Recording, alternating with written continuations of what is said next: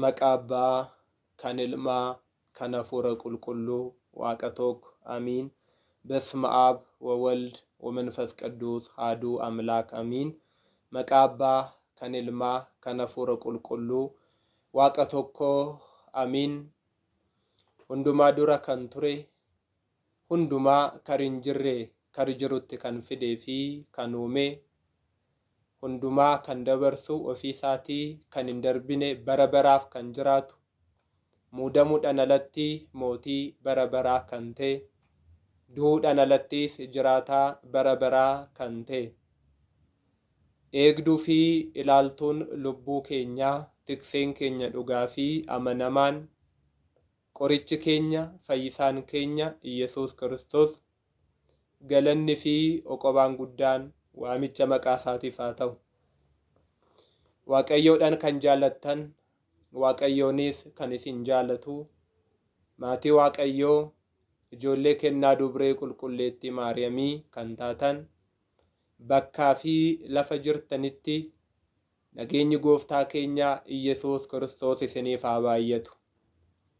Maatii Waaqayyoo biyya ambaas biyya keessas teessanii, tamsaasni sagalee Waaqayyoo kun isin bira dhaqqabaa kan jiru martiniifuu, kana dura akkuma beekamu wangeela gooftaa keenya Iyesuus Kiristoos kan qulqullichi Maatiyos barreesse, akka qulqulluun Maatiyos barreessetti, akka abbooliin keenya hiikanitti wal wajjiniin ilaalaa turreerra.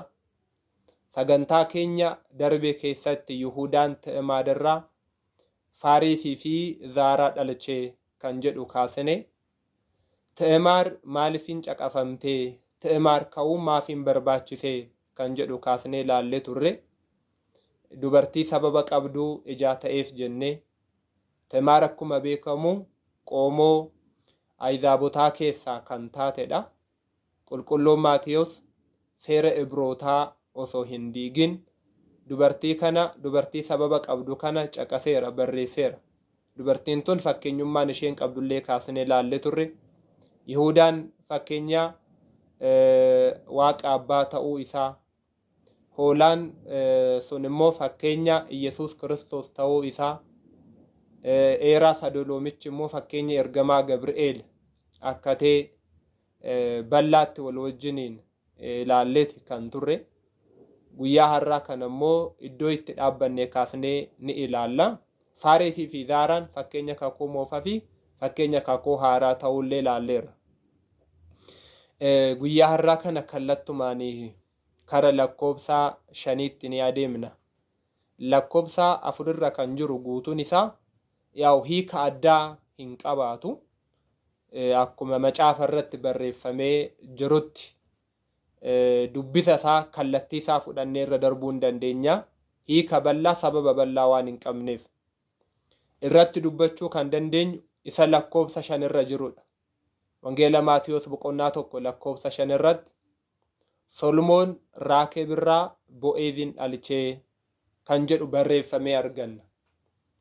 Kanarratti akka irratti dubbannuuf sababa kan ta'e, akka seera Ibrootaatti lakkaawwii dhalootaa keessatti dubartoonni lakkaa'amuu hin danda'an.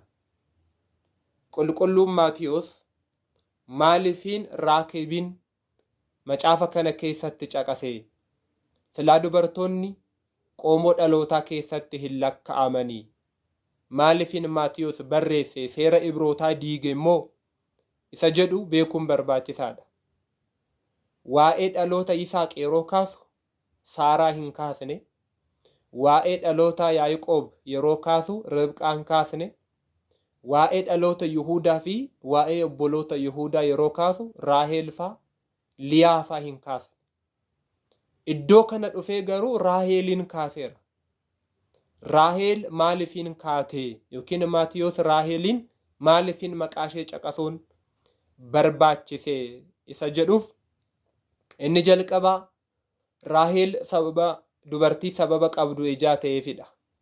Yookiin dubartii caqafamuu qabdu ijaa ta'e. Seenaasaa macaafa Iyyaasuu ilma Nawwee boqonnaa 2 irratti bal'inaan barreeffamee ni argan.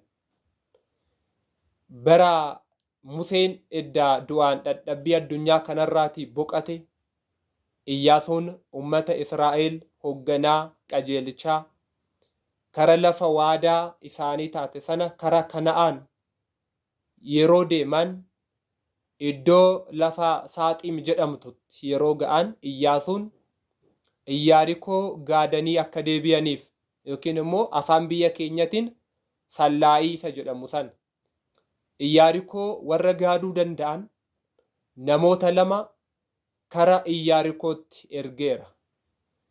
Maqaa namoota kanaa kitaabota kaan irratti Solmoonii fi Naadaab akka ta'e barreeffamee yookiin immoo Kaaleb akka ta'e barreeffamee too ni arganna. Jarri kun lamaan halkan guutuu Iyyaarikoo daangaa ishii, dallaa ishii, nama ishee, balbala ishee gaadaa edda oolanii booda karaa innaa lafa barii ga'u warri Oromootaa kun yookiin warri Ayzaabotaa kun jara kana lamaan arganii mootii Iyyaarikootti warra Israa'elootaa keessaa Iyyaarikoo warri gaadan namoonni lama kara magaalittiitti akka seenan mootichatti himan. Jarri kun lamaan dhokatanii karaa dubartii mana Raakeeb jedhamtu kanatti seenanii dhokatan. Raakeeb tanaan macaafaa Iyyaasuu irratti Raab jedhamtee caqafamteerti. Ishee Raab jedhamte sanaan Maatiyoos immoo gaafa wangeela isaa barreessu Raakeeb jedhee barreesseera. Sababbiin isaatis maaliif inni Raakeeb jedhee barreesse yoo jenne namni tokko maqaa lama qabaachuu waan danda'uufidha. Namni tokko akkuma beekamu maqaa maatii keessatti itti waamamu qaba. Maqaa mana barnootatti itti waamamu qaba. Maqaa mana hiriyoota isaa biratti illee itti waamamu qabaachuu danda'a. Akkuma kana dubartiin tun maqaa ishee isa lammaffaati Raakeeb kan jedhu malee macaafa Iyyaasuu sanarratti Raab jedhamtee barreeffamteeti kan jirtu yookiin maqaan ishee haala sanaan caqafameeti kan jiru. Jarri kun lamaan dhokatanii kara mana dubartii kana yookiin kara mana Raab yookiin kara mana Raakeeb kana seenan. Yeroo kana dubartiin Raakeeb yookiin Raab jedhamte tun jara kana qarkaadhaan martee dallaa jala yookiin muka jala dhoksiteen.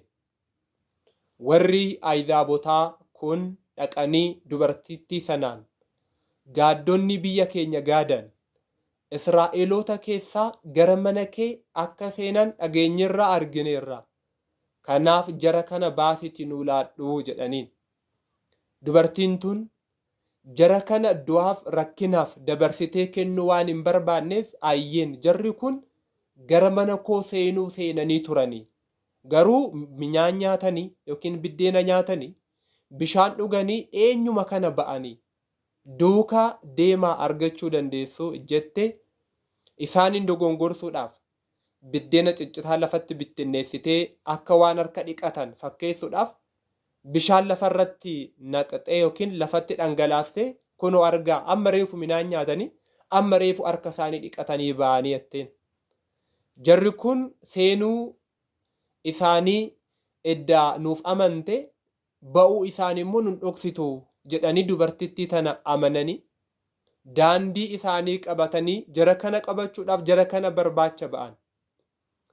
Yeroo kana Raakeeb gaaddota kana lamaaniin dhugumatti Waaqayyo biyya keenya isiniif dabarsee kennee jira.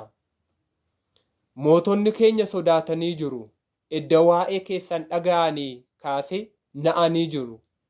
Balballi Iyyaarikoo nama 50 nama 60 cufamuu kan danda'u banamuu kan danda'u ofii isaatiin banamaa jira. Jettee dubartittiin tun jara kana waadaa galfatte.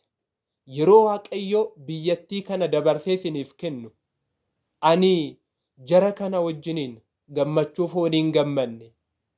Jara kana wajjiniin ani Waaqayyo gaddisiisuudhaaf hin yaalle sababa ta'eef yeroo Waaqayyo biyyattii kana dabarsee isiniif kennu anaa fi maatii koo na oolfadhaa jettee jara kana waadaa galfatte. yeroo kana gaaddonni kun lamaan dubartittii tanaaf waadaa galanii isaan gidduuttis mallattoo tokko kennaniif. Kunis mallattichi maanni fo'aa diimaa kennaniif. Hoodhuti fo'aa kana gaafa nuti Waaqayyo biyyattii kana dabarsee nu kennuudhaaf Iyyaarikoo balleessuudhaaf yeroo dhufnu fo'aa kana fuullee mana keetii foddaa mana keetirraan rarraasii jedhanii fo'aa diimaa itti kennanii. Gaafa kana dubartiin tun jara kanaarraa fo'aa sana hin fudhatte gaaddota kana foddaarraan gadi baastee akka dhokatan ajajjeerti. Haala kanaan seenaan isaa bal'aadha. Jarri kun foddaarraan ba'anii karaa Iyyaasuutti deebi'anii jiru. Taatee ta'e hundumaa Iyyaasuutti himan gaaddonni kun. Dubartiin tun yookiin immoo gaarummaa dubartiin tun isaaniif raawwatte sana illee Iyyaasuutti himan. Yeroo kana Iyyaasuun dhugumatti Waaqayyoo Iyyaarikoo dabarsee nuu kenneeraa jedhe. Taabota Waaqayyoo luboonni baatanii akka kaan, malakata qabanii akka ba'an, warri loltoonnis meeshaa waraanaa isaanii qabatanii akka ba'an taasise. Iyyaarikoo guyyaa 6 yeroo tokko naanna'an gaafa guyyaa 7ffaa garuu yeroo 7 edda naanna'anii booda ilillee guddaadhaan sagalee malakataatiin Iyyaarikoon dallaan ishee ni diigame. Iyyaasuun Ahzaabota Iyyaarikoo keessa jiran loon isaanii wajjiniin qabeenya isaanii wajjiniin ni barbadeesse. Dubartittiin tun akkuma gaaddonni kun lamaan mallattoo isheedhaaf kennan fo'aa diimaa sana foddaa isheen irraan ni rarraaste. Solomoon balbala ishee dura deemee meeshaa waraana isaa seefii isaa ni dhaabe. Iyyaasuudhaan dubartiin yeroo sana gaarummaa nuuf oolte Ahzaabota harkaa kan nu oolfatte dubartii tanadha jedhee Iyyaasuutti ni hime. Gaafa kana Iyyaasuun maanguddoota Israa'el gidduutti dubartittii tana haadha manaa akka Solomooniif taatuuf dabarsee eebbiseefii kenne. Yeroo kana Solomoon Raakeeb bira ga'ee Israa'elootatti makamtee Israa'eloota fira godhattee dachii isaanirra jiraatte. Solomooniif mucaa Bo'eez jedhamu deesseefii jirti. Egaa walumaa galatti seenaansaa kana fakkaata. Kuni hundumtuu kakuu haaraatti gaafa finnu fakkeenyadha. Kuni hundumtuu dubbii Kiristoos keessatti akka fakkeenyatti ni ka'a. Fakkeenyummaan isaa maalidha yoo jennu Iyyaasuun fakkeenya gooftaa keenya Iyesuus Kiristoositi. Iyyaasuun fakkeenya gooftaa keenya Iyesuus Kiristoositi. Iyyaarikoon fakkeenya amantootaati. Ahzaabonni immoo fakkeenya diina keenya Daabiloositi. Iyyaasuun Ahzaabota balleessee Iyyaarikoo akkuma dhaale gooftaa fi fayyisaan keenya Iyesuus Kiristoosis diina keenya Daabiloosiin barbadeessee amantoota yookiin nu ijoollee isaa kan isaa nu taasifateera. Agartanii Iyyaasuun Ahzaabota balleessee Iyyaarikoo akkuma dhaale gooftaa fi fayyisaan keenya Iyesuus Kiristoos diina keenya Daabiloos fannoo isaatiin tumee daandii keenyarraa sokkisiisee garbummaa Daabiloos jalaa birmaddummaa nu baasee bilisa nu baasee kansaa akka taanu ijoollee kansaa akka taanu nu taasifateera. Kanaaf Qolaasiyaa boqonnaa 2:14 irratti qulqulluun Phaawulos kana yeroo iccitiidhaan ibsu isa nurra ture san isa ajajaan barreeffame xalayaa garbummaa keenya barbadeesseera. Isa immoo fannoo isaatiin tumee daandii keenyarraa sokkisiiseera jedhe. Gooftaa fi fayyisaan keenya Iyesuus Kiristoos galanni fi ulfinni guddaan waamicha maqaa isaatiif haa ta'uuti.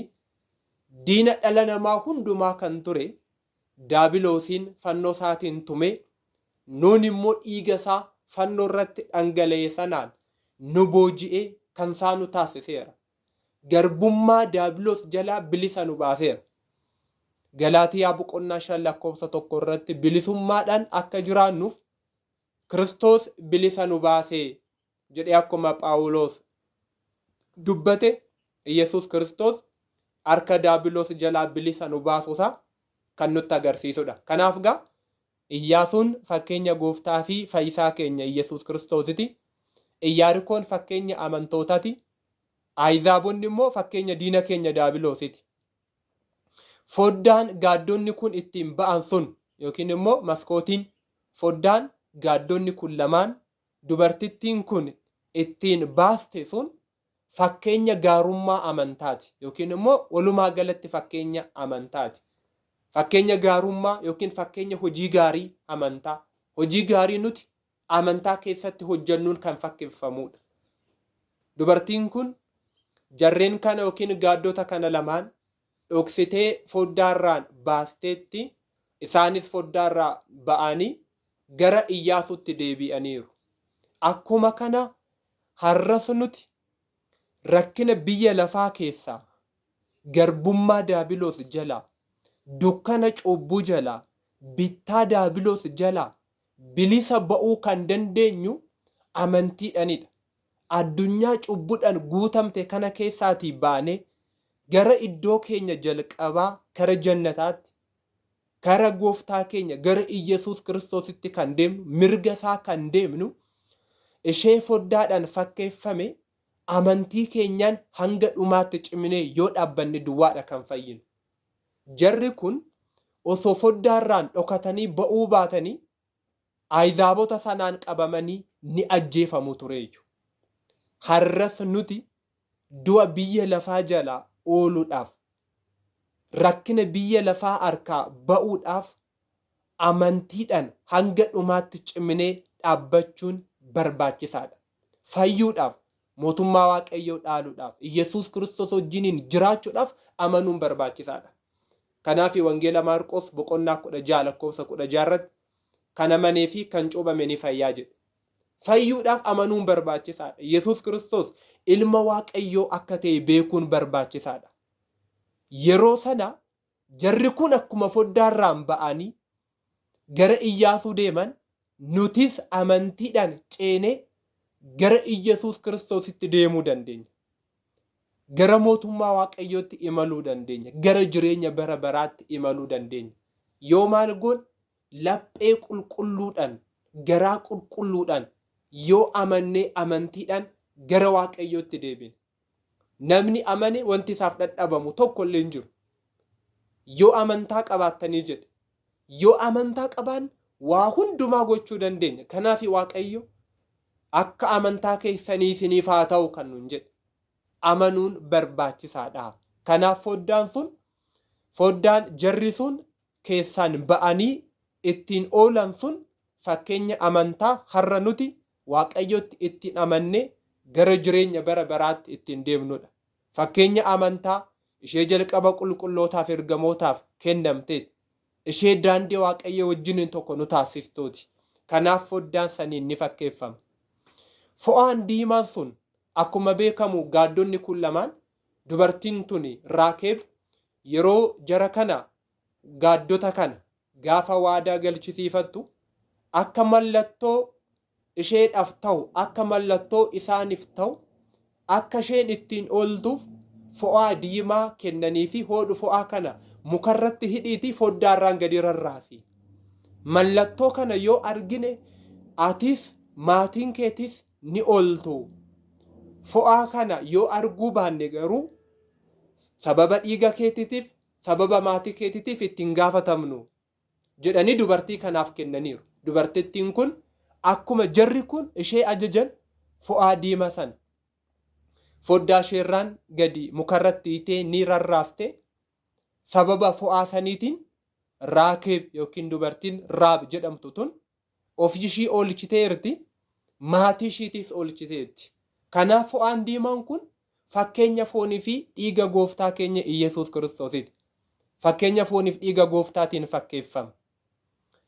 Dubartiin tun akkuma sababa fo'aa sanaatiin fayyite har'as nuti fayyina bara baraa argachuu kan dandeenyu foonii fi dhiiga gooftaa keenya Iyesuus Kiristoosinidha. Dubartiin tun fo'aa mukarratti hidhame sanaan fayyiteetti.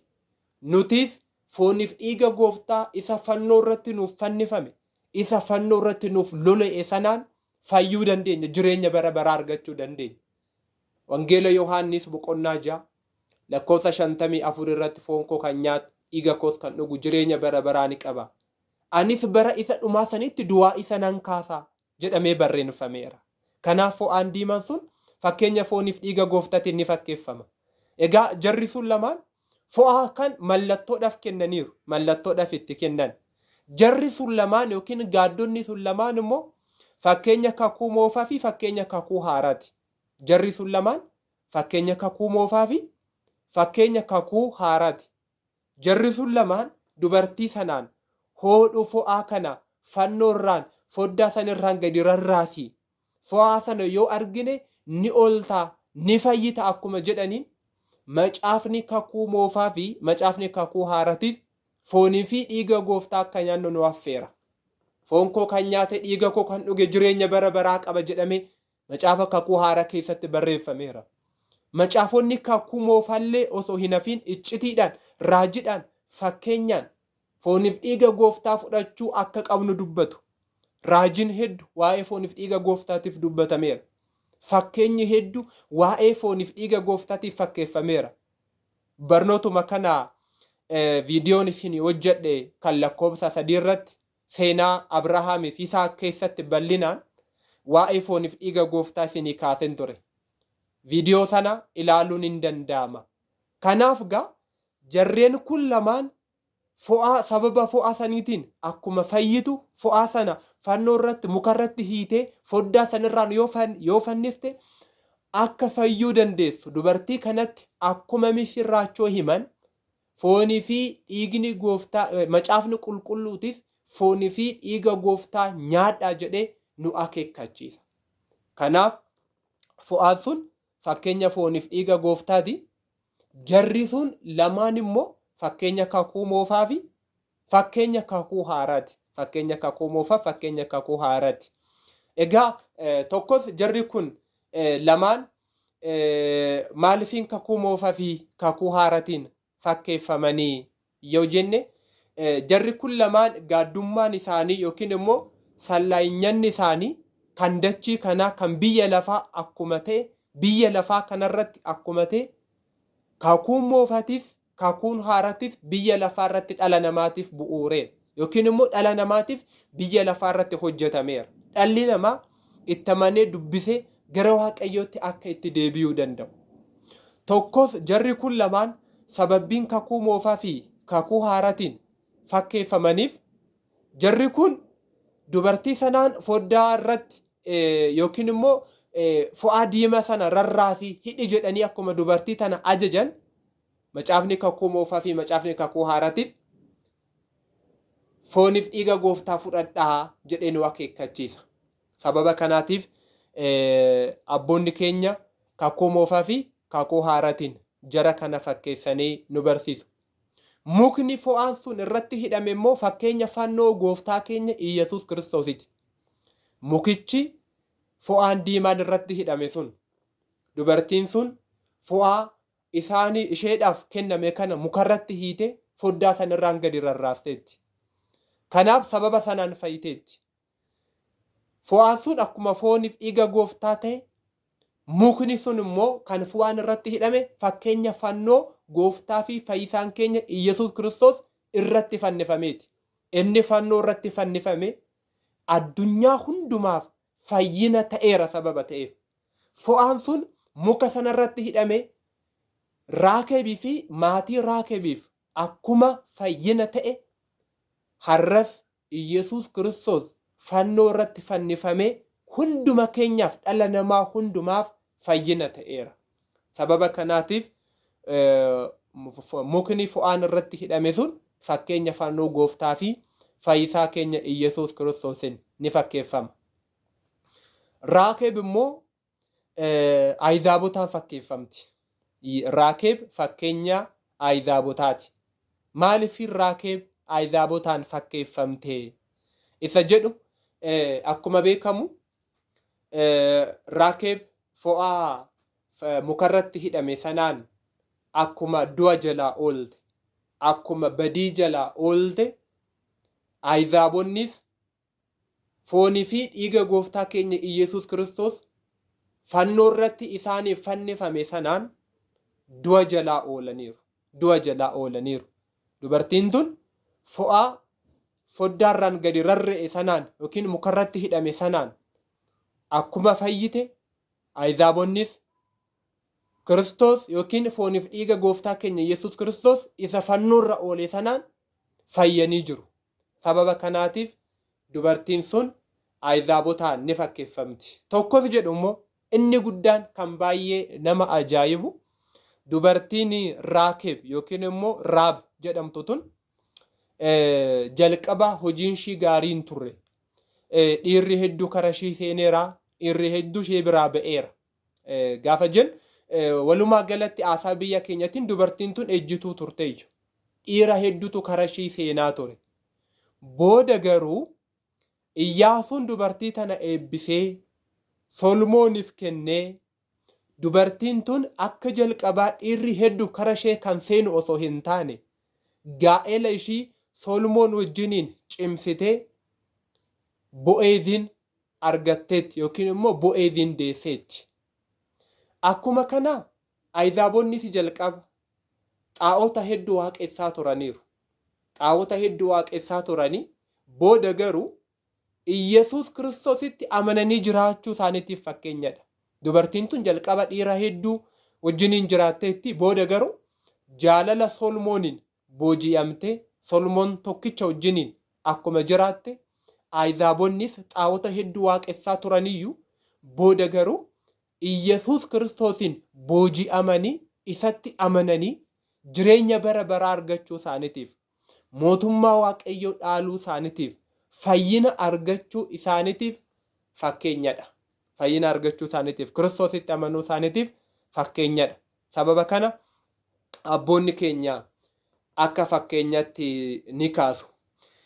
Tole inni kan biraa kanuma keessatti kan ilaallu akka fakkeenyotaatti, fakkeenyota kana keessatti kaan baay'ee keessaa xiqqaasaa amma kana edda ilaalle walumaa galatti dubartiin tun maaliif hin caqafamte illee akka seera Ibrootaatti gaafa qoomoon dhalootaa lakkaa'amu dubartoonni qoomoo dhalootaa keessatti lakkaa'amanii.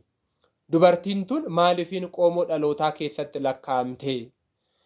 Isa jedhuuf gaa inni jalqabaa fi inni tokkoffaan dubartiin tun qoomoon ishee qoomoo Ibrootaa osoo hin taane qoomoo Ahzaabotaa sababa taateefidha. Qoomoo Ahzaabotaa sababa waan taateef. Egaa akka seera Ibrootaatti dubartoonni qoomoo dhalootaa keessatti hin lakkaa'amanii qulqulluun Maatiyos seera isaanii eegee fi osoo seera isaanii hin cabsin dubartoota warra Ibrootaa keessaa osoo hin taane dubartii tana kan warra Ahzaabotaa keessaa taate macaafa isaa keessatti caqaseera, barreesseera. Dubartiin tun qoomoo Ibroota sababa hin taaneef, qoomoo Ibrootaa sababa hin taaneef garuu qoomoo ishii qoomoo Ahzaabotaa sababa taateef qoomoo dhalootaa keessatti akka lakkaa'amtu yookiin immoo macaafa kanarratti maqaan ishee akka ka'u ta'eera. Inni ka biroo Kiristoos Ibrootaaf yookiin immoo Oromootaaf qofa osoo hin taane Ahzaabotaafis akka dhalate himuudhaaf yookiin immoo agarsiisuudhaaf qulqulluun Maatiyos dubartii tun akka caqafamtu taasiseera yookiin immoo dubartii tana caqaseera. Egaa warri Oromootaa kun Iyesuus Kiristoos sanyii keenyarraa qofa dhalateera. Inni sanyii Abrahaamirraa, sanyii Daawitirraa dhalateera jedhanii waa'ee dhuma isaanii qofa dubbatu tureeyyu.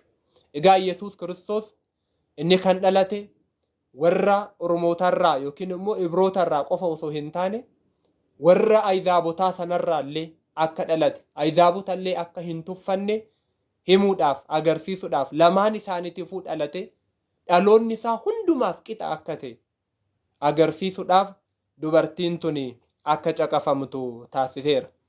Inni sadaffaan maaliifin dubartiin tun caqafamte kan jedhu Israa'eloota qeequuf, Ahzaabotaaf immoo abdii kennuudhaaf. yookiin immoo Oromoota qeequudhaaf Ahizaabotaaf immoo abdii kennuudhaaf. Oromoonni warra kittaanamanidha. Ahizaabonni immoo warra hin kittaanamnedha. Jarri kun nuti sanyii Abrahaamidha. Nu sanyii Daawitidha. Kiristoos sanyii keenyarraa dhalateera jedhanii waa'ee isaanii ol kakaasanii dubbatuyyu. Ahizaabonni kanaan akka abdii hin kunne maali inni Abrahaamirraa qofa sanyii Abrahaamirraa qofa dhalatee maali sanyii keenyarraa mee Kiristoos Ruutirraayis dhalateera. Dhaloota isaa keessatti Ruut lakkaa'amtee jirti. Inni Ruutirraayis dhalateera jedhanii akka abdii horataniif akka abdiin kunneef abdii horatanii Iyesuus Kiristoositti akka amananiif dubartiin tun akka caqafamtu taasiseera iccitii inni beekun. Inni afraffaa Ahizaabonni amantiidhaan akka kabajaman agarsiisuudhaaf yookiin kabaja amantaa Ahizaabonni akka qabaatan agarsiisuudhaaf yookiin immoo kabaja amantaa isaanii kennuudhaaf dubartiin tun waa'ee dhalootaa kana keessatti lakkaa'amteerti. Raakeeb kana keessatti kaateerti. Warri Ahizaabotaa bara Ooritii sana keessatti carraa waaqeffannaallee hin qaban, callaa aarsaa dhiyeessuu hin qaban, carraa tajaajila hafuuraatiif filatamuu hin qaban. Oromootaa fi Ahizaabota gidduu jibba guddaatu ture. Gabaa tokko wajjiniin hin ba'an, uqubii tokko wajjiniin hin hirmaatan, burqaa tokko keessa bishaan waraabbatan tureeyyu. Wangeela Yohaannis boqonnaa 4 irratti akkuma dubbistan yeroo gooftaa fi fayyisaan keenya Yesuus Kiristoos dubartii biyya Samaariyaa sanaan bishaan na obaasi jennaaniin warra Ibrootaa itti fakkaattee ati warra sanyii Ibrootaa Ayihudootaa taatee osoo jirtu akkamitti ana warra Samaariyaa irraa bishaan na kadhattaa jettee ajaa'ibsiifattee gaafatteetti. Jibbi guddaan Ahizaabotaa fi Oromoota gidduu waan jiruuf. Kanaan Ahizaabonni kabaja amantaan qaban ture warra hin kittaanamne jedhamu. Yesuus Kiristoos garuu kabaja amantaa akka isaaniif kenne agarsiisuudhaaf. Isaanillee carraa aarsaa dhiyeeffachuu akka qabaatan. Carraa Yesuus Kiristoositti amananii jireenya bara baraa argachuu akka qabaatan. Cuuphaadhaan tokko akka isaan taasise, amantiidhaan tokko akka ta'an, Yesuus Kiristoosin tokko akka ta'an agarsiisuudhaaf dubartiin tun akka caqafamtu taasiseera. Galaatiyaa boqonnaa 3:28 irratti si'achi Ahizaabuun hin jiru, garbichi hin jiru, hundi keenya Kiristoos Yesuusin nama tokkodha jedhee Phaawulos akkuma dubbate Ahizaabii fi Oromoota jedhamanii wal qooduun akka hin jiraanne hundi isaanii Kiristoos Yesuusin tokko akka ta'an agarsiisuudhaaf Ahizaabonni kabaja amantaa akka argatan agarsiisuudhaaf dubartiin tun macaafaa kana keessatti akka caqafamtu taasisee jira. Tole egaa walumaa galatti barnoonni keenya guyyaa har'aa kana fakkaata. Sagantaa keenya itti aanu keessatti immoo waa'ee Ruut bal'inaan kan ilaallu ta'a. Waaqa nu gorse, Waaqa nu barsiise, Waaqa nu tikse, Waaqa nutti dubbate. Galanni fi ulfinni guddaan waamicha maqaa isaatiif haa ta'u.